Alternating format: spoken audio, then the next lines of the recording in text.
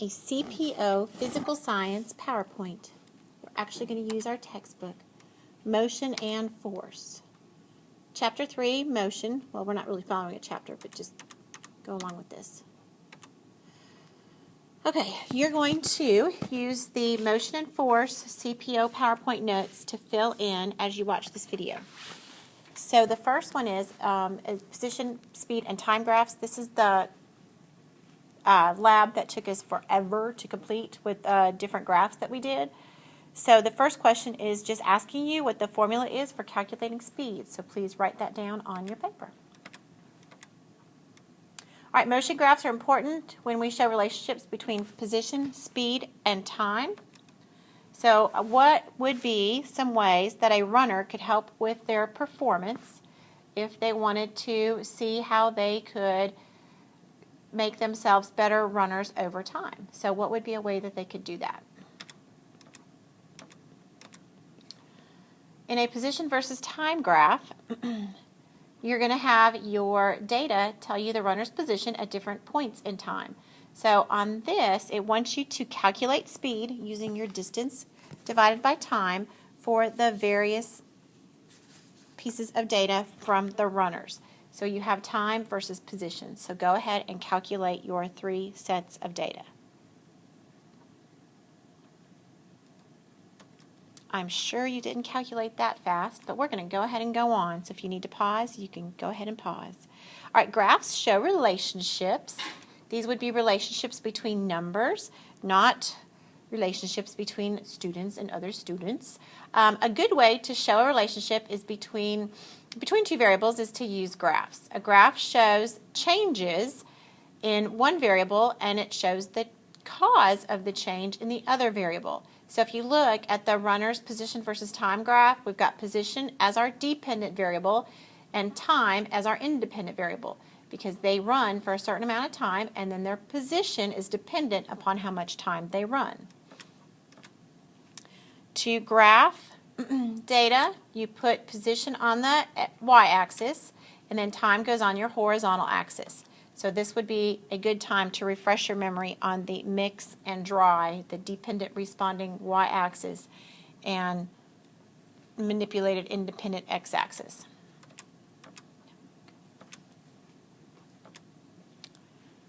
All right, it wants to also know, back on the other slide, let's go back, sorry, what the runner's estimated position is at 15 seconds. So go ahead and look at your graph, look at the blue line, and estimate between 15 seconds what the runner's position in meters would be. An object moving at a constant speed always creates a position versus time graph that will create a straight line.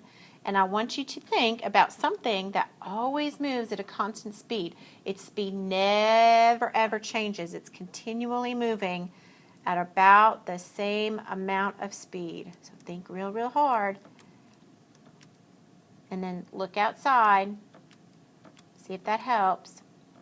Okay, we have different variables that have different types of relationships. We have a strong relationship, which is a great curving time and angle type of a graph. We have a weak relationship where there's nothing that's shown because the speed and distance on the weak relationship graph just shows it at a steady straight line. And then the last one, there's no relationship between anything. Those dots are all over the place. It looks like they don't even like each other. They're so far away. So describe the lines on each of those graphs. This table is showing how quickly the car gets from A to B as the angle of the ramp changes. So just go ahead and make your little notes there. But this is exactly what we did in class. Our cars just don't look that cool. Ours are just little wood. Those look like they're cool and orange. All right, graphs show relationships again. If we plot the data on a graph, what kind of relationship does the graph show? So it's asking you at a 30-degree angle, what would the time be? So please look at your graph on the slide and estimate what you think the time would be at 30 degrees. All right, on here we have some direct and inverse relationships.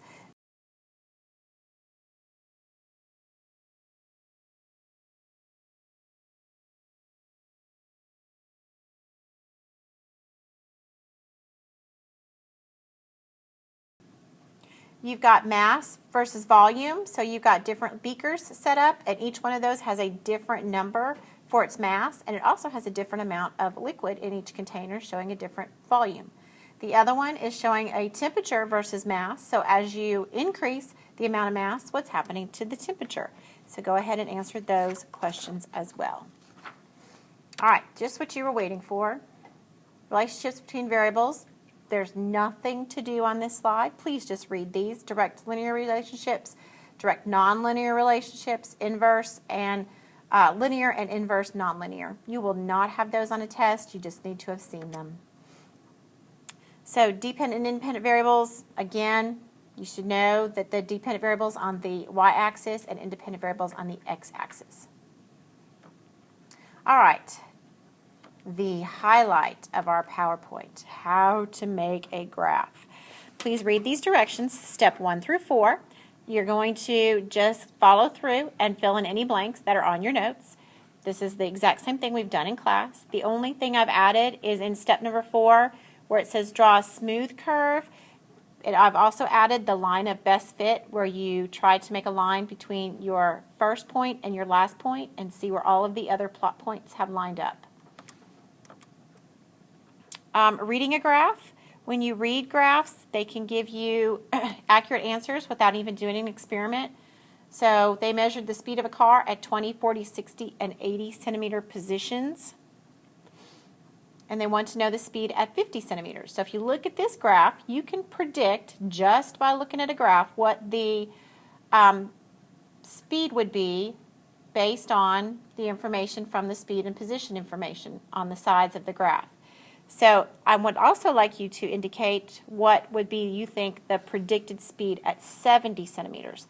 So look at this carefully. It might reappear on a quiz or a test. Just a little hint. All right, slope. Slope is how you use position versus time to quickly compare the speeds of different objects. We've got a little blue runner and our red runner.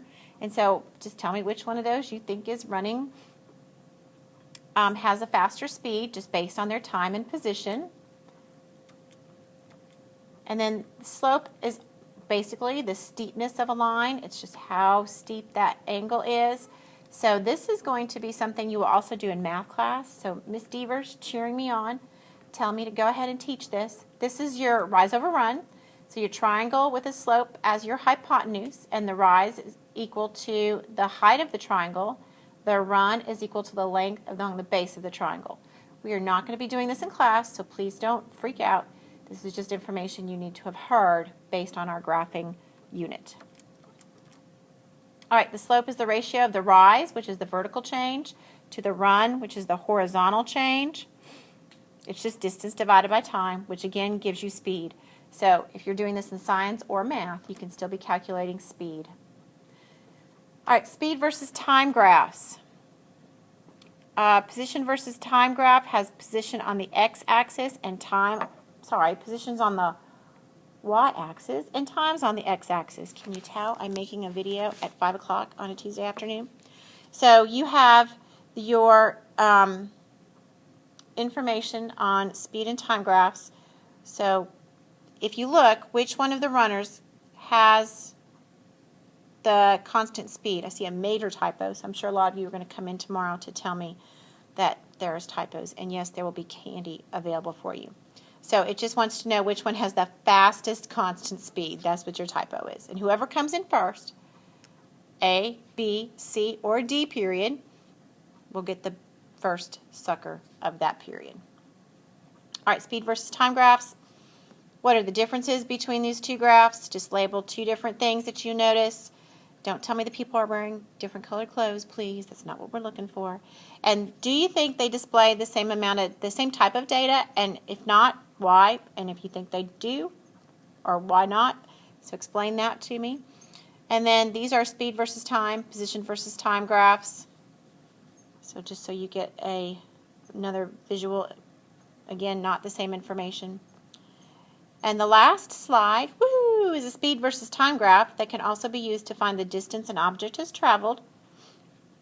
And again, if you look, it shows you that speed versus time, and you can calculate knowing its speed at 5 meters per second.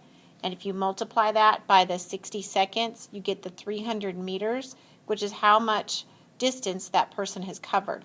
So even though you don't have numbers written on a formula, you can use a graph and still be able to calculate that information. So that would be pretty handy if you're going to be studying for a test and or a quiz in the upcoming future. Okay, that is it. I'm hoping this was helpful. If you need to go back and check anything, please do.